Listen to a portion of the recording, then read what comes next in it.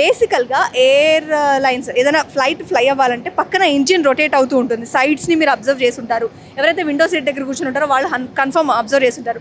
But దానిలో machinery parts ఎలా ఉంటాయి అనేది ఎప్పుడైనా మీరు గమనించారా? జస్ట్ ఆ మెషినరీ పార్ట్ని అయితే ఇప్పుడు మనం చూడబోతున్నాం. ఒకసారి ఇటు చూడండి.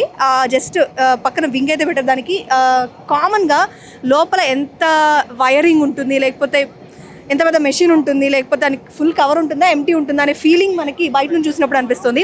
ఒకసారి అబ్జర్వ్ చేయొచ్చు. దేనికి ఏంటి అనేది కొంచెం ఎక్స్ప్లెయిన్ చేయడానికి ట్రై చేశారు. ఇంజిన్ ఆయిల్ ఆల్రెడీ తీసేసి ఉందట దీనికి. ఆ ఇంజిన్ ఆయిల్కి సంబంధించి లేకపోతే ప్రతి ఎక్విప్మెంట్ ఒక చిన్న వైరింగ్ కూడా ఇక్కడ మనం డీటెయిల్గా అబ్జర్వ్ చేయొచ్చు.